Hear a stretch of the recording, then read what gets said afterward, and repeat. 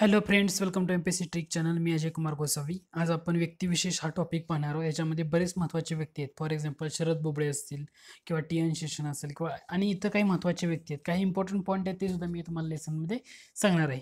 दुसरं म्हणजे या तुम्ही जर माझ्या चॅनलला सबस्क्राईब केलं नसेल तर नक्की सबस्क्राईब करा. तर आज आपण काय करूया, वेळ न दौडता आपल्या लेसनला आज सुरुवात करूया. आज आपल्या लेसनचा पहिला महत्त्वाच्या व्यक्तिविशेषमधला पहिला टॉपिक येतो तो म्हणजे शरद बोबडे. आता शरद बोबडे भारताचे कितवे सरन्यायाधीश झाले तर 47वे सरन्यायाधीश झालेले आहेत. त्यांचा जन्म हा 24 एप्रिल 1956ला नागपूरचा आहे. त्यांनी वकिली नागपूर विद्यापीठातून कायद्याची पदवी घेतली होती 1978ला आणि त्याच्यानंतर जवळजवळ 21 वर्ष त्यांनी उच्च न्यायालय असू द्या किंवा सर्वोच्च न्यायालय असू द्या त्याच्यामध्ये वकिली केली. त्याच्यानंतर त्यांना ज्येष्ठ वकील म्हणून मनोनीत करण्यात आलेलं होतं. आता त्यांचा जो कार्यकाळ आहे तर तो कार्यकाळ पाहताना तुम्हाला काय लक्षात ठेवणं गरजेचं आहे, मुंबई उच्च न्यायालय, मध्य प्रदेश उच्च न्यायालय आणि सर्वोच्च न्यायालय यामधला त्यांचा जो कार्यकाळ आहे ना तो खूप महत्त्वाचा आहे. ते तुम्हाला लक्षात ठेवणं गरजेचं आहे. पहिल्यांदा लक्षात घ्या की मुंबई उच्च न्यायालयामध्ये न्यायाधीश म्हणून मुंबई उच्च न्यायालयामध्ये न्यायाधीश म्हणून शरद बोबडे यांची नियुक्ती कोणत्या कालावधीसाठी झाली होती तर तो कालावधी आहे 29 मार्च 2000 ते 15 ऑक्टोबर 2012. मुंबई उच्च न्यायालयामध्ये न्यायाधीश म्हणून शरद बोबडे यांची नियुक्ती 29 मार्च 2000 रोजी झाली आणि तो कार्यकाळ कधीपर्यंत होता, 15 ऑक्टोबर 2012 पर्यंत होता. त्याच्यानंतर मध्य प्रदेश उच्च न्यायालयाचे ते मुख्य न्यायाधीश झाले होते. तो कार्यकाळ आहे 16 ऑक्टोबर 2012 ते 11 एप्रिल 2013. लक्षात घ्या, 16 ऑक्टोबर 2012 ते 11 एप्रिल 2013 हा सुद्धा कार्यकाळ तुम्ही लक्षात ठेवणं गरजेचं आहे. आणि त्याच्यानंतर 12 एप्रिल 2013ला त्यांची सर्वोच्च न्यायालयामध्ये न्यायाधीशपदी नेमणूक झालेली होती. आणि त्यानंतर 12 एप्रिलपासून आता डायरेक्ट 18 नोव्हेंबरला त्यांनी आपल्या सरन्यायाधीश पदाचा पदभार म्हणजे तेव्हापासून त्यांचे सरन्यायाधीश झालेले आहेत. 18 नोव्हेंबर 2019 ते त्यांचा कार्यकाळ कधीपर्यंत असणार आहे तर 23 एप्रिल 2021 या काळापर्यंत त्यांचं सरन्यायाधीशपद ते भूषवणार आहेत. त्यामुळे परीक्षेला काय लक्षात ठेवायचं की 18 नोव्हेंबर 2019 ही जी डेट आहे हे सुद्धा तुम्हाला परीक्षेच्या दृष्टीने इम्पॉर्टंट ठेवणं गरजेचं आहे. तर लक्षात ठेवा, 29 मार्च 2000 मुंबई उच्च न्यायालयामध्ये आले, 16 ऑक्टोबर 2012 मध्य प्रदेश उच्च न्यायालयामध्ये आले आणि 12 एप्रिल 2013 चारच डेट लक्षात ठेवायचे. 12 एप्रिल 2013, 18 नोव्हेंबर 2019, 16 ऑक्टोबर 2012 आणि 29 मार्च 2000 एवढं लक्षात ठेवा, परीक्षेसाठी महत्त्वाचं आहे. दुसरं म्हणजे सध्या ते कोणत्या पदावर आहेत तर महाराष्ट्र नॅशनल लॉ युनिव्हर्सिटीचे चान्सलर म्हणून सुद्धा ते कार्यरत आहेत. आता त्यांनी कोणते महत्त्वाचे खटले लढवले होते त्यावर एक थोडासा जाता ओझरता व्ह्यू पाहूया. पहिलं म्हणजे छगन भुजबळांनी जेव्हा शिवसेना फोडली होती तेव्हा नागपुरामध्ये अधिवेशन सुरू होतं आणि हे पक्षांतर बेकायदा कसं ठरवता येईल यासाठी जे सेनेच्या वतीनं शरद बोबडे यांनी न्यायालयामध्ये खटला लढवला होता, हा पहिला गोष्ट. दुसरं म्हणजे बाळासाहेब ठाकरे विरुद्ध नागपूर खंडपीठामध्ये जेव्हा अवमान खटला दाखल झाला होता तेव्हा त्यांची बाजू समर्थपणे मांडणारे बोबडेच होते, हे लक्षात घ्या. दुसरं महत्त्वाची गोष्ट आणखी तुम्हाला काय लक्षात ठेवणं गरजेचं आहे, शरद बोबडे यांचे वडील जे त्यांना आपण अरविंद बोबडे हे ना कोणत्या कालावधीमध्ये महाराष्ट्राचे महाधिवक्ता होते तर 1980 ते 90 या कालावधीमध्ये महाराष्ट्राचे काय होते, महाधिवक्ता होते. कोण? शरद बोबडे यांचे वडील अरविंद बोबडे. हेही लक्षात ठेवा, जाता हाय पॉईंट माहीत असू द्या. त्यानंतर चर्चेत आलेली पुढची महत्त्वाची व्यक्ती त्यांचं नाव आहे परवीन अहंगार. का चर्चेत आहे तर काश्मीरची पोलादी स्त्री म्हणून त्यांना ओळखलं जातं. ते चर्चेत येण्याचं रिझन म्हणजे जगामधल्या ज्या 100 प्रभावशाली स्त्रियांची यादी जी BBCनं जे नुकतीच जाहीर केली होती ना त्या यादीमध्ये काश्मीरची पोलादी स्त्री म्हणून ज्यांना ओळखलं जातं त्या परवीन अहंगार यांची त्यामध्ये निवड करण्यात आलेली होती. आता परवीन अहंगार यांचा जन्म श्रीनगरला झालाय आणि त्या कोणत्या संस्थेच्या माध्यमातून ओळखलं जातं तर APDP. आता ही APDP म्हणजे काय आहे ते पाहूया. APDP म्हणजे association of parents of disappeared persons यांच्यासाठी म्हणजे स्वतःच्या 17 वर्षीय जायद अहमद या हरवलेल्या मुलाच्या शोधासाठी त्यांनी केलेला जो संघर्ष आहे त्यासाठी परवीन अहंगार यांनी हरवलेल्या मुलाचा शोध घेण्यासाठी अशा 50 लोकांसोबत एकत्र येऊन 1994 मध्ये या संस्थेची स्थापना केली होती. त्यांचा स्वतःचा मुलगा हरवला होता त्याच्यासाठी त्यांनी केलेलं हे संस्था आहे. परत परीक्षेसाठी इम्पॉर्टंट आहे बरं का. काश्मीरची पोलादी स्त्री म्हणून कोणाला ओळखलं जातं तर परवीन अहंगार चर्चेत आले होते कारण BBCनं जे 100 प्रभावशाली स्त्रियांची यादी डिक्लेअर केली होती ना त्यामध्ये त्यांचं नाव आहे. दुसरं म्हणजे आता यांना मिळालेले सन्मान नॉर्वेकडून रॉफ्टो प्राइज फॉर ह्युमन राईट्स 2017चा सन्मान मिळालाय. त्याचबरोबर शांततेचा नोबेल पारितोषिकासाठी नामांकन मिळाले, पुरस्कार मिळालेला नाहीये. 2005 साली त्यांना नामांकन मिळालेलं होतं. Frontline award for human right defender हे सुद्धा त्यांना मिळालेलं आहे. परंतु लक्षात होते की शांतता नोबेल पारितोषिकासाठी नामांकन सुद्धा त्यांना मिळालं होतं. त्यांचं नाव काय आहे तर परवीना अहंगार हे नाव आहे, काश्मीरची पोलादी स्त्री. त्याच्यानंतर 31 ऑक्टोबर 2019 रोजी जम्मू काश्मीर आणि लडाख हे आता केंद्रशासित प्रदेश झालेले आहेत. आता लडाखचे पहिले नायब राज्यपाल म्हणून कोणाची नियुक्ती करण्यात आली आहे तर जे माजी संरक्षण सचिव आहेत RK माथुर यांची लडाख या केंद्रशासित प्रदेशाचे पहिले नायब राज्यपाल म्हणून सध्या नियुक्ती करण्यात आलेली आहे. त्यांना उच्च न्यायालयाच्या मुख्य न्यायाधीश ज्या गीता मित्तल आहेत ना, मित्तल यांनी पद आणि गोपनीयतेची शपथ दिलेली आहे. आता ह्यांच्याबद्दल सांगायचं झालं RK माथुर तर त्यांचा जन्म उत्तर प्रदेशमधला आहे 25 नोव्हेंबर 1953ला. त्यांनी IIT कानपूर आणि IIT दिल्ली या दोन्ही ठिकाणामधून शिक्षण घेतलेलं आहे. आता 1977च्या बॅच त्रिपुरा केडर बॅचचे ते IAS अधिकारी आहेत RK माथुर. किती सालचे? 1977. त्यांच्याबद्दल सांगायचं झालं तर आणखी 2-3 गोष्टी सुद्धा लक्षात घ्या, परीक्षेसाठी इम्पॉर्टंट आहे हा टॉपिक. तर डिसेंबर 2003 ते ऑक्टोबर 2006 या कालावधीमध्ये ते त्रिपुरा राज्याचे मुख्य सचिव होते. कालावधी लक्षात घ्या, डिसेंबर 2003 ते ऑक्टोबर 2006 या कालावधीमध्ये ते त्रिपुरा राज्याचे मुख्य सचिव होते. त्याचबरोबर त्यांनी नंतर नोव्हेंबर 2011 ते 30 सप्टेंबर 2012 या कालावधीमध्ये त्यांनी सूक्ष्म लघु आणि मध्यम उद्योग विभाग आहे ना त्याचं सचिव म्हणून काम पाहिलं होतं. मे 2013 मध्ये त्यांची नेमणूक संरक्षण सचिव म्हणून करण्यात आली होती. ते मे 2013 ते मे 2015 या कालावधीमध्ये त्यांनी संरक्षण सचिव म्हणून कामकाज पाहिलेलं आहे. त्याच्यानंतर तेव्हा जे रिटायर झाले ते रिटायर झाल्यानंतर त्यांची 2015च्या डिसेंबर महिन्यामध्ये मुख्य माहिती अधिकारी म्हणून त्यांची नियुक्ती करण्यात आलेली होती. त्यामुळे RK माथुर हे नाव लक्षात ठेवा, का महत्वाचं आहे तर ते लडाखचे पहिले नायब राज्यपाल ठरलेले आहेत. यांचा कार्यकाळ थोडा लक्षात घ्या, त्रिपुरा राज्याचे मुख्य सचिव, सूक्ष्म लघु मध्यम उद्योग विभागाचे सचिव आणि संरक्षण सचिव हा घटक आणि मुख्य माहिती अधिकारी. त्यानंतर गिरीशचंद्र मुर्मू यांची जम्मू काश्मीरच्या नायब राज्यपालपदी नियुक्ती करण्यात आली. आता हे सुद्धा 1985 गुजरात कॅडरचे अधिकारी होते. 1985 बॅचच्या गुजरात कॅडरचे IAS अधिकारी होते गिरीशचंद्र मुर्मू.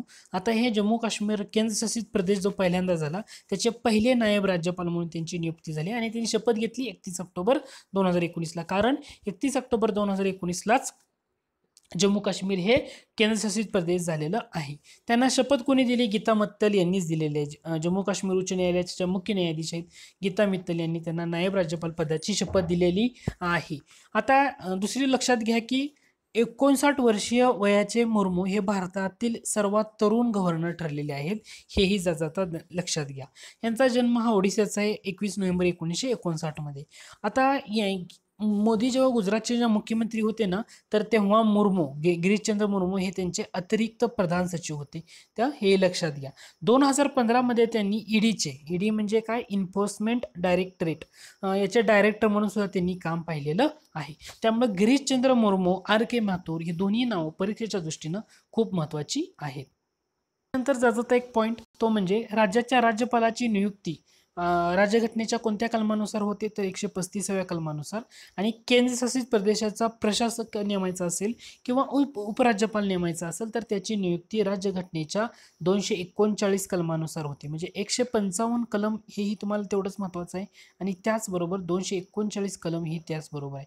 का महत्त्वाचं आहे तर 239 केंद्रशासित प्रदेशाचे प्रशासक किंवा उपराज्यपाल यांची नियुक्ती राष्ट्रपतीद्वारे केली जाते 239 कलमानुसार आणि 155 कलमानुसार काय केलं जातं तर राज्याचे राज्यपाल आहेत ना तर त्यांची नेमणूक केली जाते.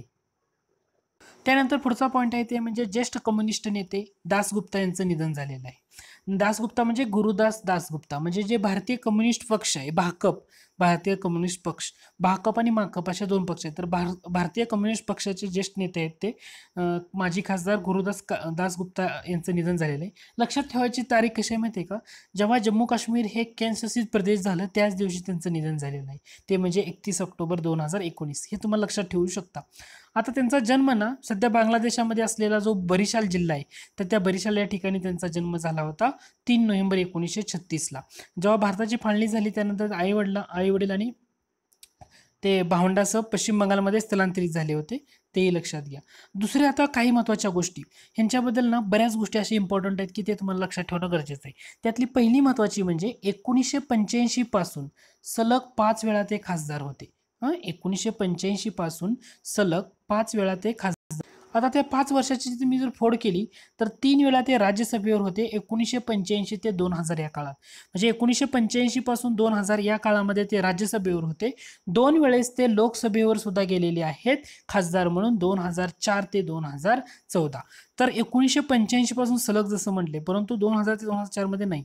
तर लक्षात काय ठेवायचं, 1985 ते 2000 राज्यसभेवर खासदार होते, 2000 ते 2014 लोकसभेवर ते खासदार होते. माजी पंतप्रधान अटल बिहारी वाजपेयी त्यांना गुरु या नावानं संबोधत असत, हेही जातं लक्षात घ्या. त्यानंतर 2014ची लोकसभा निवडणूक प्रकृती अस्वस्थतेमुळे त्यांनी निवडली. त्याच्याबद्दल आणखी एक महत्त्वाची गोष्ट आहे ते म्हणजे 1964 मध्ये जेव्हा भारतीय कम्युनिस्ट पक्ष याच्यामधून एक मोठा गट बाहेर पडला, तो होता मार्क्सवादी कम्युनिस्ट पक्ष. या मार्क्सवादी कम्युनिस्ट पक्षामध्ये ते गेलेले नाही. मूळ जो भारतीय कम्युनिस्ट पक्ष होता ना, तर त्याच पक्षामध्ये ते राहिलेले होते. 2001 मध्ये ना जी All India Trade Union Congress, त्याला आपण आयटक म्हणतो, तर या भाकपची जी कामगार संघटना याचे सरचिटणीस म्हणून त्यांची नेमणूक करण्यात आलेली होती. आता आयटकची स्थापना कधीची आहे? आयटकची स्थापना आहे 1920. का महत्वाचं आहे तर 100 वर्ष पूर्ण होत आहेत त्याला यावर्षी, त्यामुळे आयटकची स्थापना 1920 हे लक्षात घ्या. आयटकचे पहिले अध्यक्ष होते लाला लजपत राय, हेही जाता लक्षात घ्या. त्यानंतर 2G घोटाळ्याच्या चौकशीसाठी नेमण्यात आलेली जी संसदेची संयुक्त समिती होती, याचे सदस्यत्व सुद्धा गुरुदास दासगुप्ता यांनी भूषवलेलं आहे. लक्षात घ्या, 2G घोटाळ्यासाठी चौकशीसाठी नेमण्यात आलेली संसदेची संयुक्त समिती, याच्यामध्ये सुद्धा ते सदस्य होते. त्याचबरोबर कोलकाता क्रिकेट क्लबचे ते पदाधिकारी म्हणून सुद्धा राहिलेले आहेत. तर गुरुदास दासगुप्ता यांच्याबद्दल ॲटलिस्ट एवढ्या तरी गोष्टी तुम्हाला माहीत असणं गरजेचं आहे. त्यानंतर पुढचा पॉईंट आहे ते म्हणजे फादर रुमाल्ड डिसोजा यांचं निधन झालेलं आहे. आता 1958 मध्ये बेल्जियममध्ये ते ख्रिस्तू धर्मगुरू बनले होते. 62 मध्ये ते भारतात आले होते. त्याच्यानंतर त्यांनी कोलंबिया विद्यापीठातून अगोदर त्यांनी मानसशास्त्र आणि व्यवस्थापन शास्त्रामध्ये शिक्षण घेतलेलं आहे. बऱ्याच गोष्टी आहेत, पण त्यांनी स्थापन केलेल्या ज्या 4 संस्था आहेत ना, त्या खूप महत्त्वाच्या आहेत. नाव लक्षात घ्या, फादर रुमाल्ड डिसोजा. आता त्यांनी स्थापन केलेल्या ज्या संस्था आहेत ना, तर त्यातली पहिली महत्त्वाची संस्था आहे ती म्हणजे Xavier Centre of Historical Research Goa 1978, Goa Management Institute Panaji 1993, Xavier Institute of Management Bhubaneswar 1989 आणि Marine Institute of Health Care Management Goa, हे त्यांनी वेगवेगळ्या संस्था स्थापन केलेल्या होत्या. फादर रुमाल्ड डिसोजा यांना 2010 साली पद्मश्री या पुरस्कारानं सन्मानित करण्यात आलेलं होतं. एवढं लक्षात ठेवा. त्यानंतर पुढचा पॉईंट आहे ते म्हणजे 10वे मुख्य निवडणूक आयुक्त TN शेषन यांचं निधन झालेलं आहे. आता मुख्य निवडणूक आयुक्त हा त्यांचा कार्यकाळ जर बघितला 90 ते 1996 मध्ये. त्यांचा जन्म आहे 15 डिसेंबर 1932 केरळमधला. आता त्यांच्याबद्दल बऱ्याच गोष्टी आहेत ते आपण आता क्रमानं पाहूया. आता 10वे मुख्य निवडणूक आयुक्ताचा त्यांचा जो कार्यकाळ होता तर तो होता 12 डिसेंबर 1990 ते 11 डिसेंबर 1996. या कालावधीमध्ये ते भारताचे मुख्य निवडणूक आयुक्त होते. आता TN शेषन यांचं पूर्ण नाव जर बघितलं, तिरुनेलाई नारायण अय्यर. आता हे नाव लक्षात ठेवा, परीक्षेसाठी असं इम्पॉर्टंट पॉईंट आहे. तिरुनेलाई नारायण अय्यर म्हणजे TN शेषन यांचा जन्म 15 डिसेंबर 1932 रोजी केरळ राज्यातला जो पल्लकड जिल्हा आहे या एका गावामध्ये त्यांचं शिक्षण झालेलं होतं. आणखी एक महत्त्वाचा पॉईंट त्यांच्याबद्दल तो म्हणजे निवृत्तीनंतर TN शेषन यांनी ना देशभक्त ट्रस्ट याची स्थापना केली होती. कुठल्याची? देशभक्त ट्रस्ट. आणि त्यांना रेमन मॅग्सेसे पुरस्काराने सन्मानित करण्यात आलं होतं 1996 साली. लक्षात घ्या, 1996 साली रेमन मॅग्सेसे पुरस्काराने सन्मानित करण्यात आलेलं होतं. त्यांचा कार्यकाळ जर तुम्ही बघितला 1955 साली भारतीय प्रशासकीय सेवेत आले. त्याच्यानंतर 1969 साली भारतीय अणुऊर्जा आयोगाचे सचिव म्हणून त्यांनी काम पाहिलेलं, हे लक्षात ठेवणं गरजेचं आहे. कुठल्या कुठल्या विभागामध्ये त्यांनी सचिव म्हणून काम केलेलं आहे, असा अवघड जर प्रश्न विचारायचा झाला तर विचारला जाऊ शकतो. तर 1969 साली त्यांनी भारतीय अणुऊर्जा आयोगाचं जे सचिवपद स्वीकारलेलं होतं. त्याच्यानंतर 1972 ते 76 याच्यामध्ये अंतराळ संशोधन विभागाचे संयुक्त सचिव राहिले होते. अंतराळ संरक्षण विभागाचे ते संयुक्त सचिव राहिले होते. म्हणजे पहिल्यांदा 1955 भारतीय प्रशासकीय सेवेत आले, 1969 अणुऊर्जामध्ये गेले, त्याच्यानंतर 1972 ते 76 अंतराळ संशोधन विभागाचे संयुक्त सचिव होते, त्याच्यानंतर 1980 ते 1985 याच्यामध्ये केंद्रीय पर्यावरण मंत्रालयाचं सचिवपद त्यांनी भूषवलेलं आहे. 1985 ते 1988 ते संरक्षण मंत्रालयाचे सचिव झाले. म्हणजे क्रम कसा आहे त्यांचा, पहिल्यांदा अणुऊर्जा, मग अंतराळ संशोधन, मग पर्यावरण आणि मग संरक्षण. अणुऊर्जा, अंतराळ संशोधन, पर्यावरण आणि संरक्षण मंत्रालय असा त्यांचा क्रम आहे. त्याच्यानंतर 1989 मध्ये जे 18वे कॅबिनेट सचिव म्हणून आणि नियोजन आयोगाचे सदस्य म्हणून त्यांची नेमणूक झालेली होती. सगळ्यात महत्त्वाचा कार्यकाळ त्यांच्या कारकिर्दीतला तो आहे, तो म्हणजे 1990 ते 1996 मुख्य निवडणूक आयुक्त म्हणून ते राहिलेले होते. रेमन मॅग्सेसे पुरस्कार 1996ला. 1997 साली ना त्यांनी राष्ट्रपती पदासाठी ना निवडणूक लढवली होती. कोणाच्या विरोधात लढवली होती तर के.आर. नारायणन यांच्या विरोधामध्ये त्यांनी निवडणूक लढवली होती. त्याच्यानंतर 1999 साली लोकसभा निवडणूक लढवली, त्यामध्ये अडवाणी यांच्या विरोधात ते लढवलेली होती आणि 12 नोव्हेंबर 2019 रोजी त्यांचा मृत्यू झालेला आहे.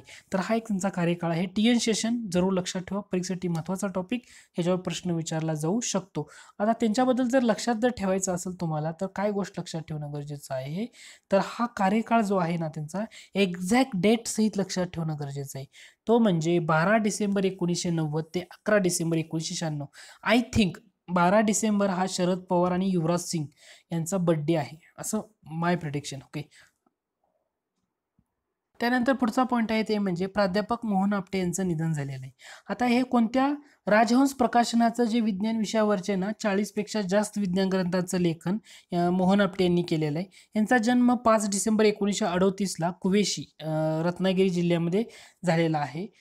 दुसरं महत्त्वाचं म्हणजे यांचा मृत्यू वयाच्या 81 वर्षी झालेला आहे. त्यांनी एकूण 75 पुस्तके प्रकाशित केली, त्याचबरोबर मराठीबरोबर त्यांनी इंग्रजीमधून सुद्धा पुस्तकं प्रकाशित केली. जवळजवळ 9 पुस्तकांचं लेखन त्यांनी केलेलं आहे. त्यांच्या कार्यकाळातल्या महत्त्वाच्या गोष्टी म्हणजे त्यांनी 1966 ते 1998 या काळामध्ये भारतीय विद्याभवन सोमानी महाविद्यालयामध्ये भौतिकशास्त्राचं अध्यापन केलेलं आहे. आता त्यांच्या काही महत्त्वाची पुस्तकं त्यातली जर बघितलं तर त्याच्यामध्ये अण्वस्त्रांचा मृत्यूघोष, अग्निनृत्य, अवकाशातील भ्रमंती भाग 1, 2, 3 या पुस्तकांना त्यांचा उत्कृष्ट वाङ्मय राज्य पुरस्कार मिळालेला आहे. हा पॉईंट तुम्हाला परीक्षेसाठी इम्पॉर्टंट ठरू शकतो. तो म्हणजे कोणती पुस्तकं आहेत की ज्या पुस्तकांना उत्कृष्ट वाङ्मय राज्य पुरस्कार मिळालेला आहे त्यांची, मोहन आपटे सरांची. तर अण्वस्त्रांचा मृत्यूघोष हा पहिलं पुस्तक, अग्निनृत्य, अवकाशातील भ्रमंती 1, 2, 3 या पुस्तकांना उत्कृष्ट वाङ्मय पुरस्कार मिळालेला आहे. त्याच्यानंतर मला उत्तर हवंय ही जी 11 पुस्तकांची मालिका होती ना, तर त्याच्यामुळे ते जास्त गाजलेलं आहे. त्याचा क्रम होता मला उत्तर हवंय, हे खूप महत्त्वाचं आहे.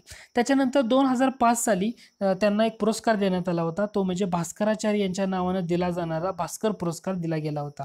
म्हणजे खगोलशास्त्रातल्या योगदानासाठी खगोल मंडळानं हा पुरस्कार दिला होता.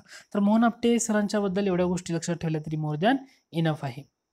त्यानंतर पुढचा पॉईंट आहे आणि शेवटचा या टॉपिक लेसन मधला, तो म्हणजे डॉक्टर वशिष्ठ नारायण सिंह यांचं निधन झालेलं आहे. आता हे बिहारचे महान गणितज्ञ म्हणून त्यांचं ओळख आहे आणि 1962 मध्ये त्यांनी ना नेटरहाट विद्यालयातून मॅट्रिक परीक्षा पूर्ण केलेली होती.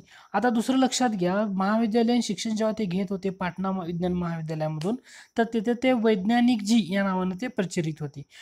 अमेरिकेचे गणितज्ञ जॉन केली यांच्याशी त्या दरम्यान त्यांची ओळख झाली आणि केली यांनी त्यांना सिंह यांना अमेरिका भेटीचं निमंत्रण दिलं होतं स्वखर्चानं. वशिष्ठ सिंह यांनी आईन्स्टाईन यांचा जो E=mc² हा जो सिद्धांत आहे, E=mc² हा जो सिद्धांत आहे ना, तो खोडून काढला होता असे म्हणतात. पण त्यांचं पुरावे नाही तोपर्यंत त्यांचे ते झालेलं नाही सक्सेसफुल. फक्त एवढं लक्षात असू द्या की वशिष्ठ सिंह यांच्याबद्दलच्या काही गोष्टी महत्त्वाचं निधन झालेलं आहे, चर्चेतल्या व्यक्तीपैकी एक आहेत. तर या लेसनमध्ये आपण एवढंच पाहतो. याच्यामध्ये बरेच असे महत्त्वाचे पॉईंट आहे. त्यामध्ये काश्मीरची पोलादी स्त्री, तुम्ही जर याच्या अगोदर कधी ऐकलं असेल तर जरूर लक्षात ठेवा, परीक्षेला स्वतः इम्पॉर्टंट टॉपिक आहे. या लेसनमध्ये एवढेच पॉईंट आपण कव्हर करतोय. आय होप हे लेसन तुम्हाला आवडलं असेल. जर आवडलं असेल तर जरूर लाईक करा. तुम्ही अजूनही माझ्या चॅनलला सबस्क्राईब केलं नसेल तर नक्की सबस्क्राईब करा. लेसन आवडलं तर तुमच्या मित्राला शेअर करायला विसरू नका. धन्यवाद.